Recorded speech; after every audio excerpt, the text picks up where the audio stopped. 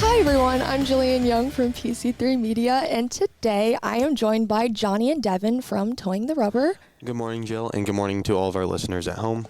Good morning. Good morning. Okay, so today we have a Morning Bite special with an extremely talented guest who has a lot of background in not only pro wrestling, music, but also MLB. Today we are joined by John Arezzi. Do you want to go ahead and say hi, John? How you doing, everybody? Good to be here.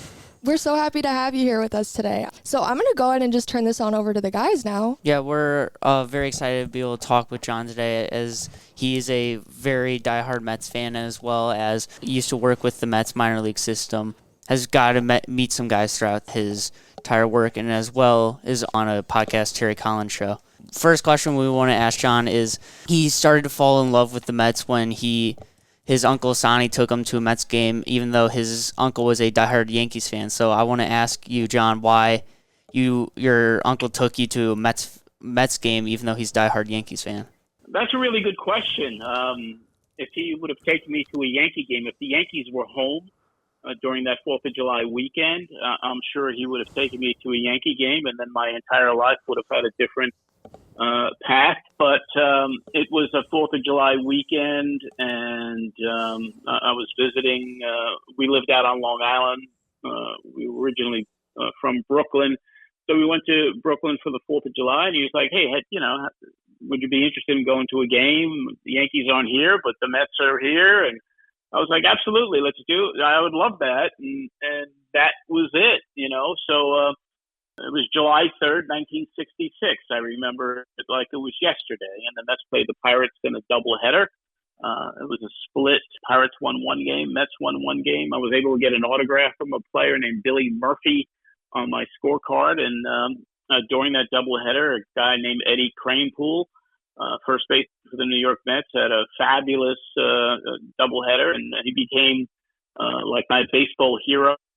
And I followed his career right through his retirement, and even got to meet Eddie a few times. So so it was a strange thing that he took me to a Mets game, and I became a diehard Mets fan, which is still in my DNA this morning as we talk. Yeah, me and Johnny are diehard Cubs fans ourselves, so we loved, and that's what we like to talk about, is the Cubs specifically. And it's just, I have to say one thing. I'm going to interrupt you for 1 second. Pete Crow Armstrong, who you got to be familiar with, Love the guy. was a Met. We traded him for Javi Baez. We traded him for.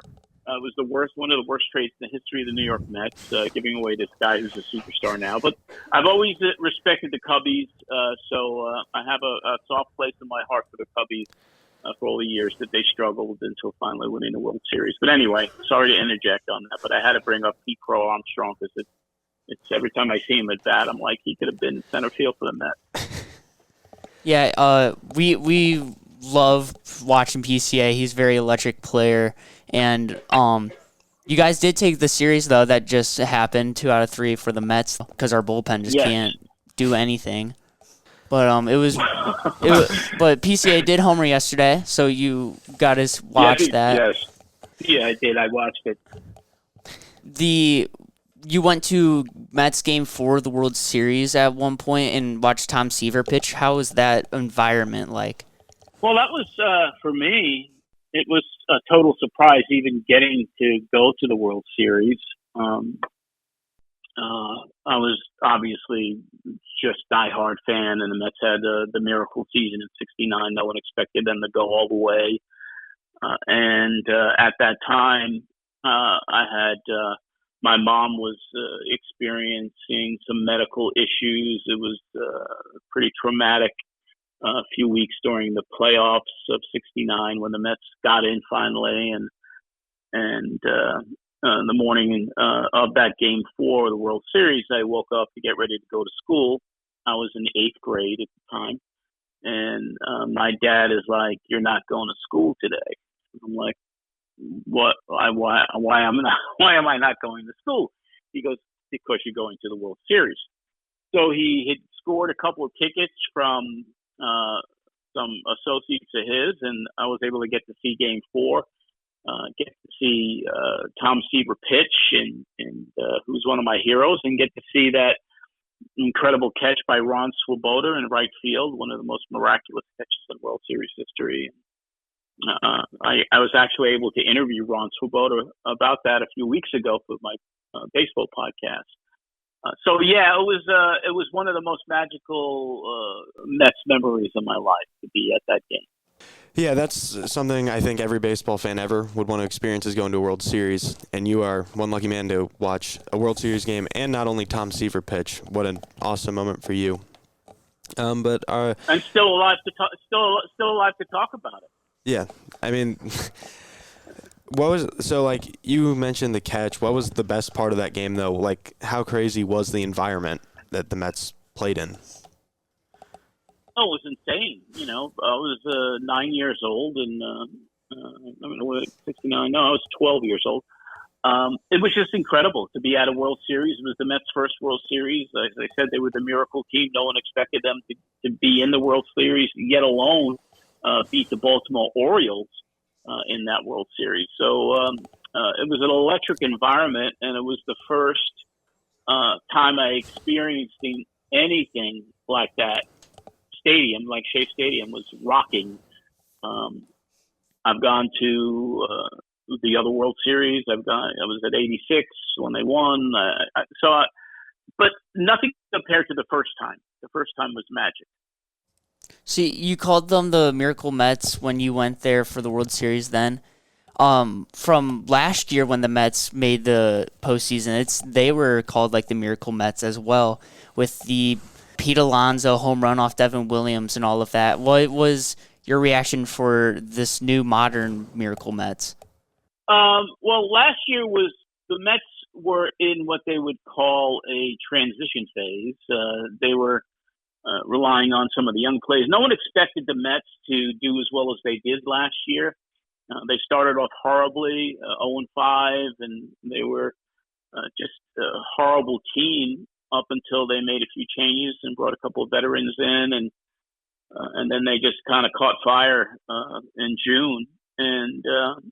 But they always, they never do anything easy.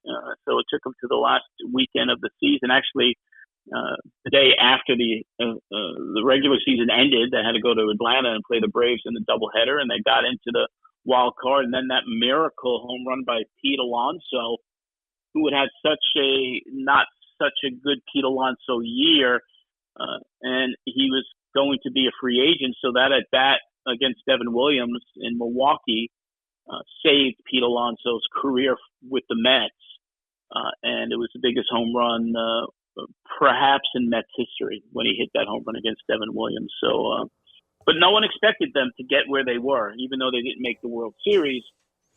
They came pretty damn close, just 2 games away from getting in there with the Dodgers, if they would have beat the Dodgers. But I wouldn't say it was as big of a miracle as '69, because the Mets were in last place every single year except for one, from '62 to '69. And then when they came out of nowhere in '69, that was the true miracle.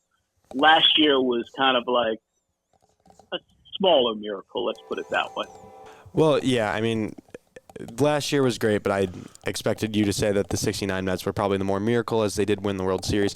And unfortunately, last year the Mets ran into the Dodgers, and I don't think anybody was going to be able to beat that Dodgers team last year. But as we talked to you, I agree. We had the question about Tom Seaver, a baseball legend, but you have talked to a lot of baseball legends in your career, some of those being Hank Aaron and Mickey Mantle, 1980 winter meetings. And Devin and I would like to ask you, what was that conversation like to talk to 2 of the greatest players to ever play the game? Well, it was kind of like I couldn't even believe I was doing it. With Mantle, it was actually at the baseball winter meetings, and it was in the bar, it was in the lounge, and it was he was with Billy Martin, who was his manager, a former teammate rather. So it was just kind of like I was at the bar and they were next to me, and then all of a sudden they started engaging me in conversation. So that was surreal. the Hank Aaron thing was even more surreal because after it was like the baseball winter meetings is a big convention. It's like not only all the general managers and players, and there's job seekers. I was there to look for a job, and I got one. So some of the people that I was hanging out with had a suite up in the room, and so we're all hanging out up there, and then in walks Hank Aaron and sits down and has a few beers with us. So it was crazy. It was literally crazy. Here's a guy that was the all-time home run king and the greatest players in history, hanging out in the suite, and I'm a 22-year-old kid. And it was just, it was an amazing experience, one I'll never forget. I mean, you got to meet as you said, one of the greatest players to ever play the game, but he is known as like kind of a humble guy. How humble was Hank Aaron, like when you were talking to him? Very humble. He was very polite, and he was just, his presence was there, and he was just kind of hanging out with a bunch of the youngsters, and because two of the executives that had the suite were lower level employees at the time for the Braves, and my college buddy who I was there with, who prompted me to go to the winter meetings because he knew I was looking for a job, and he'd gotten a job in the game a year before. So he was working for the Braves minor leagues system in Anderson, South Carolina. So he was hanging out with some of the Braves young executives, and they invited him to the suite. I was there. And that's how that all happened. Well, I mean, I'm kind of jealous. That would be so cool to meet Hank Aaron, one of the second all-time leader in MLB home runs. But I mean, you now talk to former players all the time on your show with Terry Collins. The Terry Collins Show is with you as you're the co-host of. So you talk about the Mets, and you get to talk to a lot of former Mets players. What is that like, being able to experience all these conversations with former MLB players? It's really, for me, it's almost like I have to pinch myself to this day when I'm on doing an interview with a guy like Ron Swoboda, who was one of my heroes, and even some of the legends that we've had on from Mets lore, from guys that were Darryl Strawberry, Doc Gooden, that Terry Collins, booked for the show, and it's just every week is a different pinch me moment, and I can't even believe that I'm at this age, 68 years old now, doing this, and it really is full circle for me because of everything that I've done in my life. Being able to be involved with baseball with this podcast is something that I can't believe that I'm even doing, because when I was a kid, my lifelong dream was to work for the Mets, and then I got the opportunity, and then I left baseball. I had what they call a cup of coffee in the game, and now here I am 40 years later in a full circle moment, finally getting to do what I had a lifelong passion for, which was to cover the New York Mets on a show like the podcast that I'm currently doing. Yeah, and at those winter meetings, when you met Hank Aaron and Mickey Mantle, you said you got a job with the minor league Mets, and through working with that, you got to meet two very special people in your life, John Gibbons and J.P. Riccardi. Just how special were those two guys for you at a young age, and then just now throughout your life? Well, I mean, that was, it's their 45-year friendships now, I believe. And when I got to Shelby, North Carolina, where the Class A affiliate for the Mets was stationed, and one of my jobs, which was, you did everything, from selling tickets to selling advertising to announcing, and also helping house the ball players. Now, I wasn't, when I started looking for some housing for some of the ball players, I, of course, knew about Gibby. Gibby was drafted in the 1980 amateur draft. He was selected by the Mets.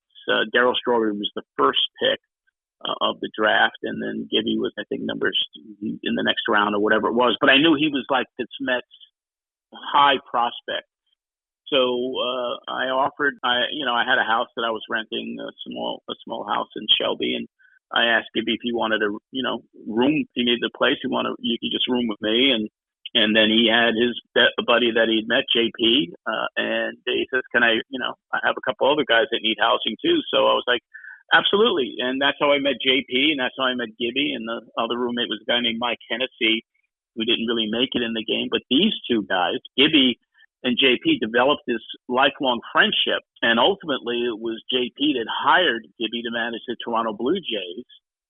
And it was also JP who fired Gibby. So anyway, it's really surreal that, all of us still keep in touch after 40 something years, and it developed a lifelong friendship for me. And, but anyway, Gibby, I started a podcast with him a few years ago, 2022, 2023, the Gibby Show. And we had a huge Canadian audience, Toronto Blue Jays fan audience. And so anyway, it's just something that I feel blessed with, knowing these guys and developing a friendship that has really endured since 1981. When you got a room with these ball players and you as well working with the Mets, how were those conversations like? Well, they were just trying to advance through the system, and they were young. They were all superstitious about the game, and they were learning. It was Class A. It wasn't like it was AAA baseball or anything near the majors.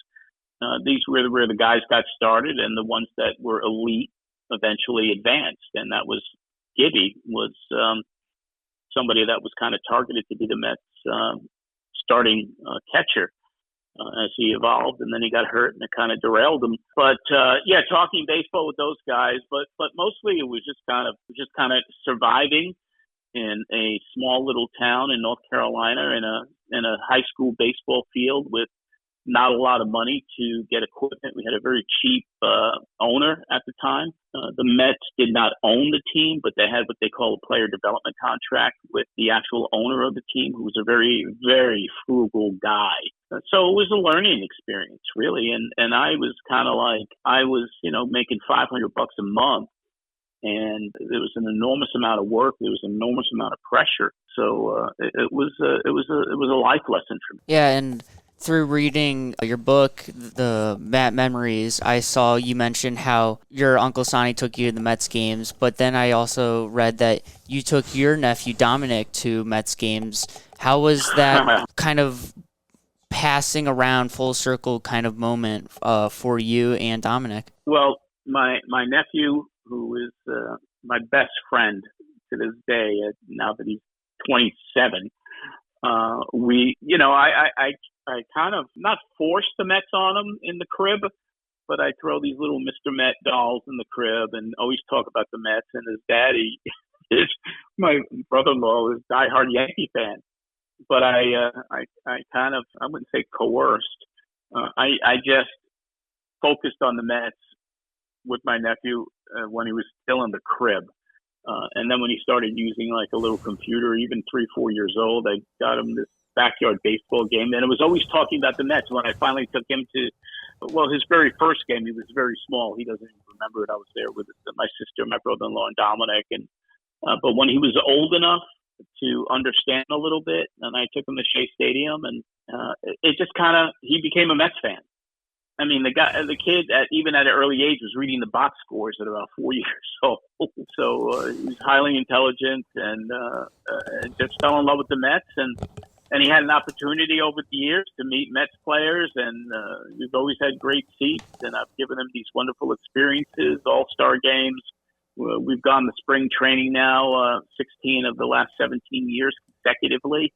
So, and I can't wait to get up to New York at the end of June because we'll be going to several games up there while we're in town. The Mets are our passion, and I'm very proud that I gave my nephew this love for baseball. Although the Mets are not perennial winners, it's every year you hope, and every year you like, this could be the year. We all want to see another World Series win, so maybe this year is the year. Hopefully for us, that's not really true, because that would make it so we're not in the World Series. Hey, it's only May, right? It's still early on. Anything can happen. And you talked about how Shea Stadium had all these great memories for with your uncle and then with your nephew. How was it when the Mets change stadiums to Citi Field? Well, Shea Stadium was this old bandbox of they called it a dump for the years because it was getting old, but it was our dump and we loved it. But at Citi Field, it was interesting to see that stadium go up as being built right next to Shea. But the Mets needed a new stadium because Citi Field, was new and all modern, and the way the stadium was built and constructed. But Shea was a legendary building that you hate to see go, but it had to go. That's just kind of progress in life, But I still miss Shea. Shea was like my first memory, in July of '66, and I went to so many games there with my family, with my nephew, many, many, many games. Never forget it. Yeah, and we're getting done. We're going to go to the wrestling and stuff, but I have one more question about the modern Mets. They're going to be playing the Yankees next weekend series for the first time this year, and you guys got signed a very big player this offseason in Juan Soto, and I was just wondering how this upcoming weekend series for you, how much you'll be watching and how fun it will be to see Soto against his one-year former team. I actually can't wait for the Subway Series this year because it's always exciting when the Mets play the Yankees. It's, they're always considered big brother and we're little brother. But now that we got Soto, it could turn around.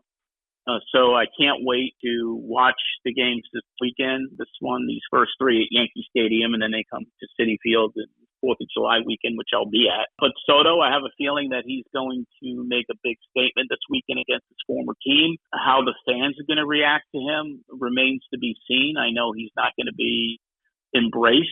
Soto is one of the generational ball players that we're so fortunate to have on the Mets, even though it did cost the owner, Steve Cohen, $765 million over 15 years. It's going to be electric. And I think Soto is going to hit a home run or do something spectacular, which are going to make the Yankee fans regret that he didn't go back there to the Bronx. Yeah, Soto's one of my favorite non-Cubs players, or just players I've never played for the Cubs, and I've always liked watching him since he left the Nationals. He's just such a fun player to watch. For being such a young guy, he just knows he has a good head on his shoulders. He's very fun to watch. And then Lindor as well is just also a very awesome star for the Mets. And it'll just be very exciting to see them face off against the Yankees. Oh, yeah. It'll be really fun. I'm going to also be watching myself, as they'll be on Sunday Night Baseball for everyone to watch. So it'll just be really exciting to see. But thank you for talking to us about your baseball and everything, your shows and your book. It was just really fun to be able to talk to you about the Mets and stuff. As me and Johnny just know the Cubs kind of universe, it's fun to hear about other diehard fans' ideas and stuff. Well, it's my pleasure, and it's my pleasure, guys. It really, really is. One thing which I'd like to just kind of let you know is that with these baseball podcasts that I've been executive producing and co-hosting, I really feel that in talking to some people about the possible expansion of the podcast, like developing one for the Chicago market, developing one for Boston, developing one in LA with kind of a former skipper and a good broadcaster from that market. And because I think, what we've proven with the Terry Collins show is that Met fans are everywhere and Chicago fans are everywhere. And to have the ability to tune in on a show each week with some insiders talking about the game, I think there's a market for this baseball podcast growth that's happening right now. And I really appreciate you guys asking me to come on today to talk about baseball. It's really been a pleasure for me. Thank you. Well, Devon's phone and our ringers will always be on. So if you ever want to give us a call for a possible Chicago show, we'd be down for it. But thank you so much, John. We'd love to talk to you for hours. You're welcome. But you are a multifaceted man. You also have a lot of experience in the wrestling world, and that's why we have Jillian Young on the show today. So we're going to toss it to her for her to continue the Okay. conversation with you. Hey, John. Hey, how are you? I'm good. How are you? I'm doing really well. Thank you. Good. So we've heard a lot about your history with baseball and all of that fun jazz. But what I'm more interested in is your history with pro wrestling. And I know you had a pretty successful radio show with all that. So do you want to go ahead and just tell us how that came to be and how you sort of found your passion with pro wrestling? Yeah, pro wrestling I've had a love-hate relationship with for over 50 years. I really started off as a kid when I saw it on TV when I was about 7 years old, 6 or 7 years old, and I was fascinated by it and just kind of followed it as a fan, during my younger years, and then when I had my first experience to go to a live show, August of '71. I just kind of fell in love with it even more. Mm-hmm. And then I slowly got involved with it by starting a fan club for a wrestler named Fred Blassie. And I was a teenager, 14 years old at the time, and started taking photographs at ringside. I just, I don't know. I mean, I don't even know how I got to do a lot of these things except for I just want to do it, and I found a way to do it. Taking pictures of wrestlers at ringside with a little camera, and then selling some of those pictures to some of the magazines, and then becoming a writer.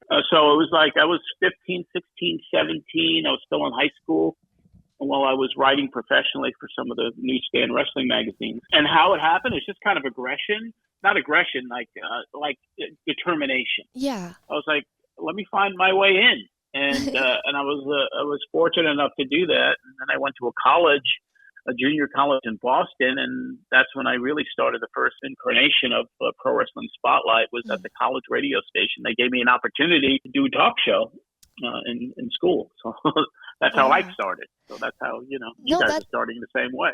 That's amazing, and that's really interesting. So you've always sort of had that love for it growing up, and you just kind of found your way into it. And honestly, it just sounds like it was meant to be in your life one way or another. So can you tell me a little bit more about Pro Wrestling Spotlight and all the aspects that went into that show? Yes. Well, it certainly evolved from from a little closed circuit college deal in 75, 76, and then, going to college, getting out of wrestling totally. Mm-hmm. And then in the 80s, I was in the music business, and then that kind of dissolved in 89, and I was like, well, what the heck am I going to do now? And I still liked wrestling. Wrestling had become huge with Hulkamania and all that. Mm-hmm. So I was like, maybe I could do Pro Wrestling Spotlight on commercial radio. Right. And I found a station that was able to accommodate me as long as I paid for the airtime and sold my own advertising, and that was Pro Wrestling Spotlight. So that evolution of Pro Wrestling Spotlight, which debuted on commercial radio in 1989 and lasted through 1995, at least on the radio, it's lived now through podcast, a look back at history. But anyway, there's so much involved. I mean, the Pro Wrestling Spotlight evolved from a basic fan show, and no one was doing insider stuff back then. But slowly I started covering the business from an insider point of view and tearing the curtain down and bringing guys on out of character, and then uncovering stories that maybe promoters didn't want to be told. So it was quite the evolution of a show that started off as a fan show and then turned into this almost like an investigative reporting type of show with pro wrestling. and unfortunately, I saved every one of the shows on tape, and then we revived them in 2019 with a podcast that started reviewing the old shows, and to this day, that's still continuing in one way, in one form.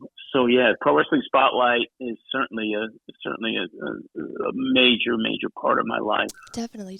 That honestly is amazing.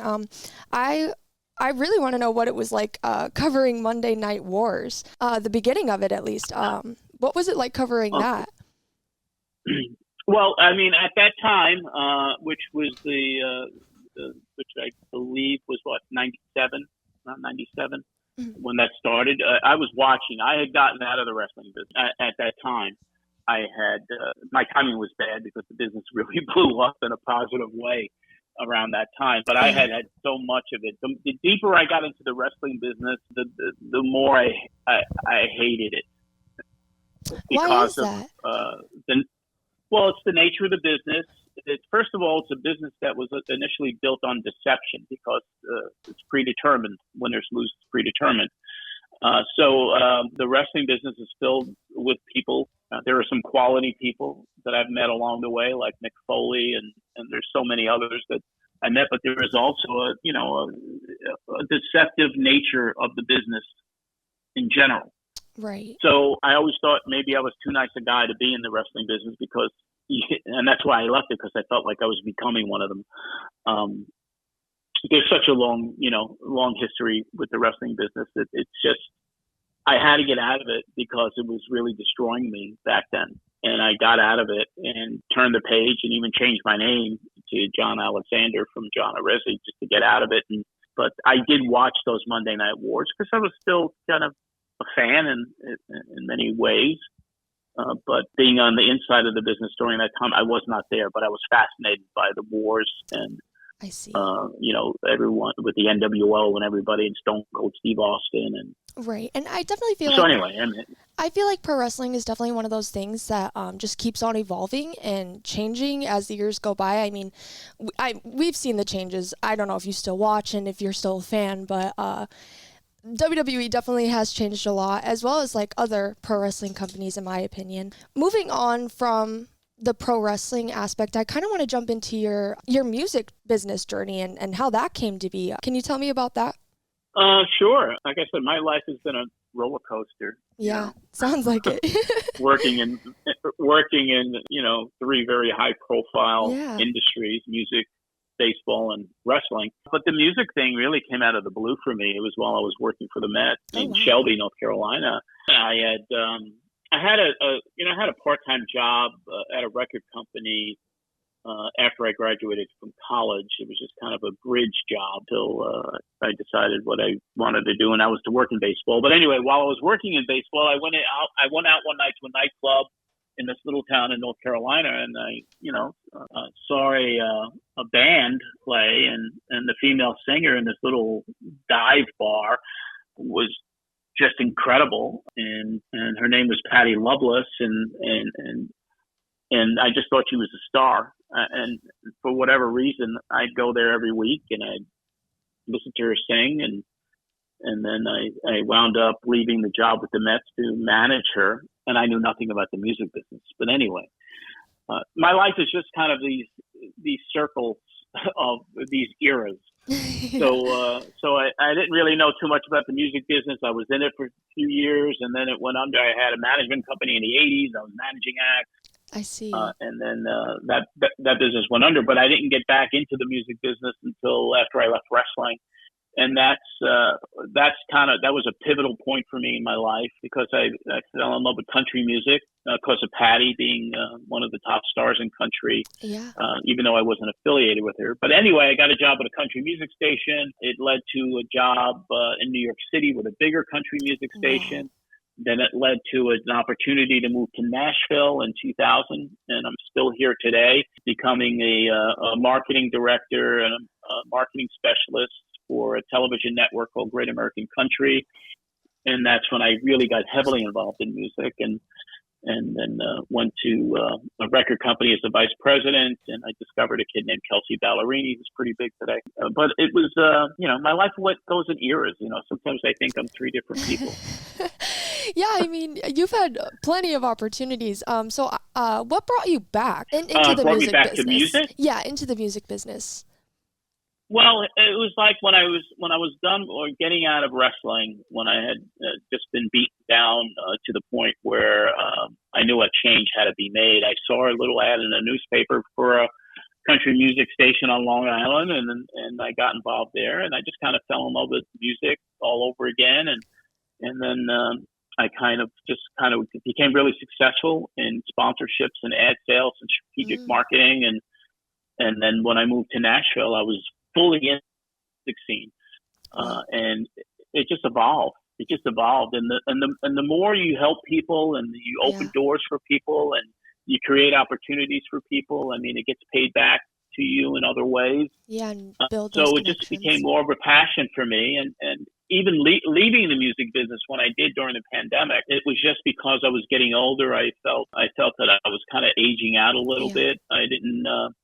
I didn't relate to the younger artists like I did years ago. And that was what brought me back in. And leaving the music business in 2020 really was not a difficult decision for me because I felt like it had kind of run its course Yeah. after so many years. So how do you feel the music business has evolved? Well, I mean, it's changed. Yeah. Country music has changed. Since, Definitely. it really started 10, 12 years ago when Yeah. Florida Georgia Line came in and kind of changed the sound of what was country music, and then it just kind of embraced all of other art, because country music used to be a very closed industry, Yeah, definitely. and now at least every personality, every ethnicity, it's integrated into country now, which is great. Yeah, I mean, I definitely think country has become more popular. I've even noticed. Because I remember getting hated on for listening to country music, and now I feel like everyone's listening to it. So it's definitely something that evolves as time goes on, especially when in the country Beyonce world. can put out when Beyonce can put out, a country music album, an album of the year, right? Anything's possible. I mean, all barriers and all walls are down in Nashville, and then you can see it with the culture, you can see it with the clubs and the performers that have evolved and been signed to deals. It is a multi-generational industry that's perhaps more embracing than any other format in music.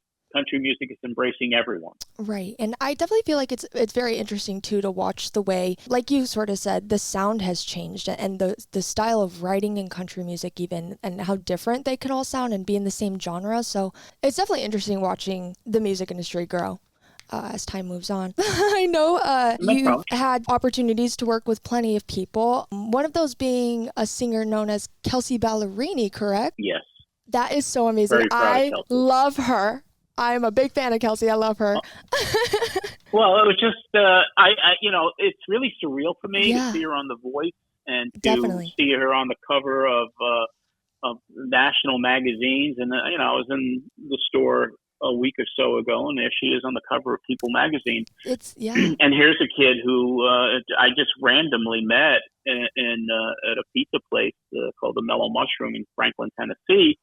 I was having lunch with my nephew and a friend of mine who was a TV personality, and this kid was sitting at the next table, and she kept looking at me, and then she asked me, "Do you manage Sarah Darling, who I was working with at the time?" And I said yes, and she was a 19-year-old kid who was trying to get any door open for herself, and she says, "My name is Kelsey, and I'm a singer-songwriter, and we're friends on Facebook." So that's how it started. I mean, she just came up and introduced herself to me, and I was like, "Kelsey, how many songs have you written?" She's like, "I've written about 200 songs." So I invited her into the office, and she sang for me. I told her to bring 3 songs and sang for me, and she did, and she blew me away. And then I introduced her to the president of the label and the A&R people and the publishing people, and I worked with Kelsey probably for 8 to 10 months as she started getting integrated into the label system. And it was kind of ironic that just the other day, I was going through some old text and, all the texts that I have with Kelsey and her mom years ago. And so I was really very, very involved in her early development. Fortunately, I got fired from the job at the label for fighting for another artist I was managing. Gotcha. And my Italian temper. Anyway, I got fired, and then they signed Kelsey. And my goodness, that pro wrestling side sort of just came out a little bit, probably. No, that's amazing, and definitely a crazy journey. And that wasn't appreciated. she's definitely grown so much, but Oh my God, So- she's like A-list superstar. Yeah, I mean, I remember her back when she was a smaller artist. I've followed her for a while now. I love her voice, so it's crazy to see Yeah. where she is now. But I want to know what it's like, sort of being back on the mic for you and with your podcast. Oh, and you mean everything. like doing? Yeah, it's really, it was a natural transition for me. I've never, even though I was very, very, very awkward, shy, socially inept as a kid. It wasn't until I went to college and got an education like you guys are in radio and broadcasting. I mean, that kind of changed my personality. So getting behind the mic now again with the baseball podcast, some of the wrestling stuff that I'm doing, it's just a natural fit for me. I'm still, still a little shy, I guess, at my age, but you put me in front of a microphone and it goes away. I turn into a different person. You got it. Well, it was amazing hearing all about your life story today and all your accomplishments and opportunities. Everyone listening, make sure you go read his book. Do you want to go ahead and pitch your book? Matt Memories, yes. Sure. And yeah, the book Matt Memories, My Wild Life and Pro Wrestling, Country Music, and with the Mets is on Amazon or wherever you get your books, or it's on audio book as well. So, and the podcast, the Terry Collins Show, we have a YouTube channel. We're all over social media. And the Pro Wrestling Spotlight podcast is still released on a semi-regular basis, weekly basis. Perfect. But now it's not me reviewing shows. It's me just putting up old classic episodes of the show for people to enjoy. And I have a Patreon as well, patreon.com/John Arezzi. Perfect. Well, thank you so much again. And I think the guys have some stuff they want to say. Well, yeah, we just both wanted to, I want to say thank you so much, John, for coming on today. That was... Oh, it's been my pleasure. My pleasure to talk to you. Yeah, thanks for talking with all your Mets career and stuff. It was just really fun to hear from what you had to say. Well, I appreciate it, and I know that if this is in your heart, be in this crazy world of broadcasting, you're doing it the right way. You're getting your experience the right way. You got great people around you that are teaching you, and I just wish you all the best of luck in your endeavors and in your career paths. Thank you so much. We wish you the best too. Thank you so much again. With PC3 Media, I'm Jillian Young. Thank you guys so much for watching.